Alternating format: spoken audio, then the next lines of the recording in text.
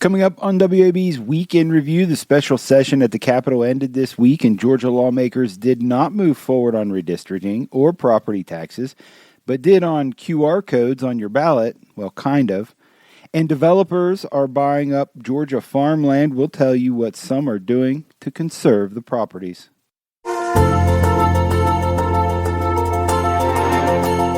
This is WAB's Week in Review, the show where we look back the last few days of stories from your WAB News team. I'm Alex Helmick, managing editor of WAB News. Coming up a little later, developers are snapping up Georgia farmland for housing and other uses, and that has some worried. Once you develop a piece of property, it's never going to go back. You lose farmland, it's gone forever. A new program aims to protect farmland from development, and we'll have the details. But first, we go to the state capitol in Atlanta, where lawmakers were in a special session that closed out on Tuesday. That's when they passed a bill to extend the use of QR codes on ballots until 2028. However, as WAB's Mei Shu reported, lawmakers did not get enough votes to put local referendums on property tax cuts on the ballot. Senate Bill 3EX temporarily resolves an issue caused by the upcoming July deadline to ban the use of QR codes on ballots to tabulate votes. The bill creates an advisory committee appointed by state leaders and requires a manual hand recount of the top two statewide races in an election if they are within 0.5%. Republican State Senator Max Burns authored the bill. It's a good bill. It's good for Georgians. It provides some stability and some assurance that moving into the rest of 2026, we've got a stable election system, and it also sets us up to understand the opportunities moving forward in 27 and 28. Although some Democrats voted for the bill, many are still skeptical of it, saying that hand counting is less reliable than machine counting. Moreover, Democratic State Representative Jasmine Clark says the inclusion of hand recounting plays into unfounded claims of election fraud made by President Donald Trump. We are spending time relitigating the 2020 election and the election denial that came from that, and we're dressing it up as if this is election integrity. Meanwhile, lawmakers did not get the 2/3 majority to put local homestead exemptions on the ballot in November. Local governments can levy a sales tax to pay for a property tax cut under a new Georgia law. Here's Democratic State Representative David Wilkerson. This would have been a new sales tax that would have applied to food, would apply to everyday purchases. And so you don't create relief by creating a tax. The elections bill now goes to the governor's desk for a final signature. Mei Shu, WABE News, the state capitol. And as a reminder, when it was first called, the headlines about the special session were all about redistricting. Well, last week, Republican lawmakers declined to redraw congressional and state legislative districts for the 2028 elections. Republican House leaders said changes to Georgia's map should take place only after a deliberative process, providing the public ample opportunity for input. But Democrats credited mass mobilization efforts by opponents for the pause. The decision was another setback for both Governor Brian Kemp and President Donald Trump, who had urged Republican-led states to redraw congressional districts in an unprecedented mid-census move to their advantage. A federal grand jury has indicted a man accused of fatally stabbing a 66-year-old woman last month in a high-profile incident on a MARTA train. That's according to court records obtained by WABE. Criminal justice reporter Shemaine Cruz had the details. The 3-page indictment shows John Elijah Matthews faces a single count of committing an act of violence using a dangerous weapon with the intent to cause death on a mass transportation system. If convicted, the 25-year-old faces the possibility of the death penalty or life imprisonment. Federal prosecutors have not yet said which of the two they'll seek. The indictment describes the stabbing of Margaret Swan as especially heinous, cruel, and depraved. It's also led to a federal investigation into MARTA's safety and security, which the transit agency says it's consistently working to improve. Attorneys for Matthews did not immediately respond to a request for comment. He has a preliminary hearing scheduled for next month. Shemaine Cruz, WABE News. About half of Georgia households struggle to keep up with the rising cost of basic necessities like food and utilities. That's despite earning above the federal poverty level. WAB's Marlon Hyde had more from a new United Way of Greater Atlanta report. The United Way study found a family of four in Georgia needed over $77,000 in 2024 just to cover the essentials. And it shows that about 44% of Georgia households are having a hard time affording expenses like gas and electricity as prices have gone up. That's higher than the national average and places Georgia near the bottom among all states.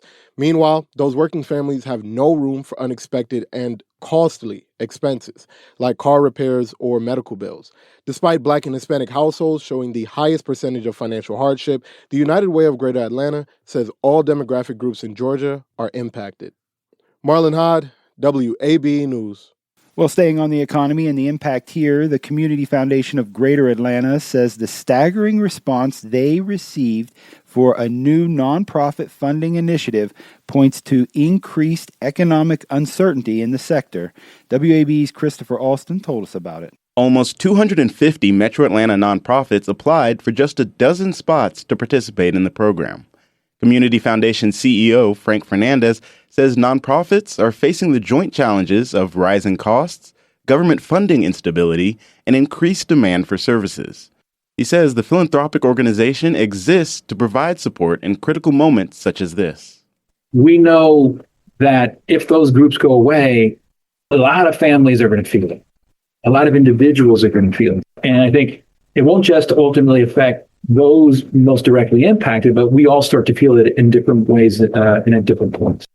Each of the selected nonprofits will receive $100,000 over 2 years, along with consulting on financial strategy and long-term sustainability. Christopher Alston, WABE News. And you can hear more on this, including a full interview with Community Foundation CEO Frank Fernandez at WABE.org.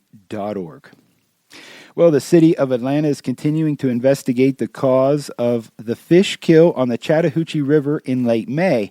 In the meantime, WAB's Marissa Mecki told us the Georgia Department of Natural Resources has published its findings. The City of Atlanta's Department of Watershed Management Commissioner Greg Eyerly says, on top of its investigation, they've also hired an independent investigator to complete its own analysis. We're still in the discovery phase of that, getting all of our information together, all our data, interviewing staff about what happened, what were the sequence of events, looking at our laboratory results. Under normal circumstances, Eyerly says they'd respond to a warning by having employees go to the treatment plants a day early to prepare them for the massive influx of rainwater.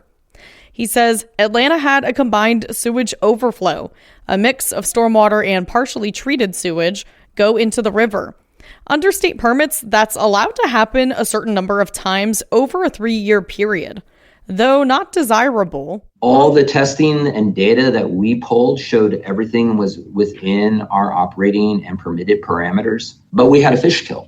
So if we're related to that, if that overflow is related to that fish kill, we need to figure out why. In the meantime, the Chattahoochee Riverkeeper, who discovered the fish kill, and the Georgia Department of Natural Resources have also been assessing the situation. The DNR's Wildlife Resources Division published a report earlier this month concluding that the wastewater overflow from the city's West Area Tunnel caused the fish kill.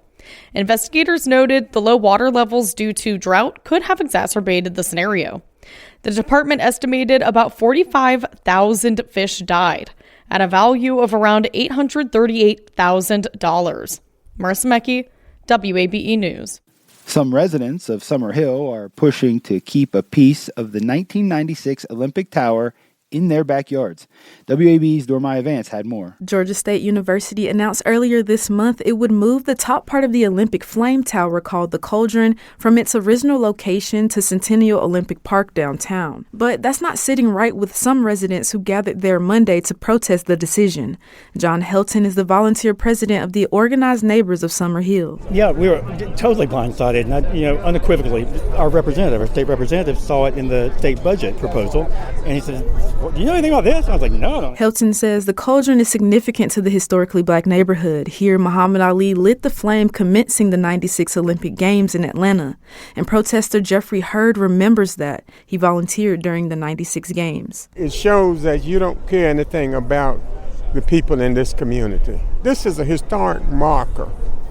And to see it moved, it really hurts. This is where the Olympics happen.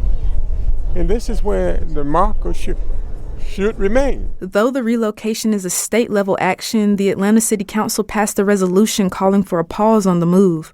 GSU officials did not immediately respond to WABE's request for comment. Dormaya Vance, WABE News. You're listening to WABE's Week in Review with me, Alex Helmick. For more from the team, go to WABE.org. Georgia has dedicated $2 million for a new program designed to protect farmland from development. The Georgia Farmland Conservation Fund will help farmers sell development rights while keeping their land. WABE's Emily Jones reported the story. A sprayer spreads fertilizer over the fields of Russ Moon's family farm in Madison County, Georgia. His family has worked this land for generations, around 100 years, and he wants to keep it that way. I intend on remaining in agriculture for as long as possible. Moon grows corn, soybeans, and strawberries, and raises cattle. In an interview over Zoom, he said he plans to pass the farm on to his kids one day. Selling the land is really not an option. He says he'd only sell if forced to. But that could happen someday. Farming can be an unstable business, subject to weather and changing crop prices and global markets. So in the future, Moon says, there may be a day where they have to sell, but I don't want the land to be developed. That's where conservation easements come in. They allow a farmer like Moon to sell development rights to some or all of their property to an organization like a land trust. The property owner can continue farming or growing and harvesting timber, for instance. They can even sell the land, just not to a developer who will turn it into housing or a strip mall. It's a compelling alternative to our farming landowners that are feeling a lot of financial crunch and are just being inundated with offers for, selling out. Catherine Moore is president of the Georgia Conservancy, which advocated for the state legislature to create the Georgia Farmland Conservation Fund in 2023. It's modeled after similar successful initiatives elsewhere. In total, some 30 states have programs like this. The first round of applications for Georgia's program closed last month. While conservation easements have existed for a long time, the new program coordinates federal, state, and local match funding and creates an advisory council to review and approve proposals. Moore says it's a critical step. It is unprecedented for Georgia to have this program, which is such a program, which is a little wild when you think that agribusiness in total is our number one economic engine in the state. Even though agriculture is Georgia's leading industry, farmers face mounting pressure to sell their land. Other industries are growing fast, and so is the population. So developers are snapping up property to build housing, warehouses, factories, and data centers. Georgia could lose some 800,000 acres of farmland by 2040, according to State Agriculture Commissioner Tyler Harper. That means 10% of our farmland will be gone in the next 15 years or so, and that's staggering statistics. That's a concern not only because farms provide food and jobs and are a big part of the state's economy, but also because farming is a way of life in a lot of Georgia. State leaders often tout the booming economy, proudly calling Georgia the #1 state to do business. But that gives Moon pause. The whole time we keep being the #1 place to do business, we're hurting our #1 industry. Moon says he's watched more housing and development come to his rural area outside Athens over the years. He's worried that left unchecked, it will fundamentally change the community. Once you develop a piece of property, it's never gonna go back. You lose farmland, it's gone forever. He hopes getting more farmland into conservation can help maintain some balance before it's too late. Emily Jones, WABE News. This story is part of a partnership with Grist. And finally today, this year, WAB is visiting Atlanta area archives and museums to mark the 250th anniversary of the United States. We're looking at how objects in their collections tell the story of our nation. WAB's Molly Samuel takes us to the Auburn Avenue Research Library. It's a public library, part of Fulton County's system, but it has a specific focus. We document Black culture throughout the world. Derek Mosley is the archives manager. We have documents ranging all the way back from slavery all the way to currently, including a 1946 copy of the Green Book, which was a publication that was published annually for Black Americans to know where to travel and where to stop, particularly in the South. During segregation, the annual book by New York City mail carrier Victor Hugo Green helped travelers know where they'd be safe and welcome. So there's a page that documents the hotels in Atlanta, the homes that people could stay in, restaurants, bars, beauty shops, barbershops, nightclubs. A lot of those were on Auburn Avenue, where this library is now. It's so fun to see kind of it in its heyday. Mosley says the book is helpful now for researching Black-owned businesses from that time, and it gives a sense of the city and its culture. And it demonstrates the struggles for civil rights and the changes that have happened since it was published. This book is a true example of what it meant to be Black in the U.S. in the 1940s. This particular copy has helped tell that story on a national stage. The Auburn Avenue Research Library loaned it to the National Museum of African American History and Culture when it was opening, and it was on display there for several years in Washington, D.C. Molly Samuel, WABE News. See more of our US 250 coverage at wab.org/US 250. That's all for the show this week. My thanks to the WAB News team for all the great work. You can get more at wabe.org. I'm Alex Helmick. Thank you for supporting WAB News and for listening to The Week in Review.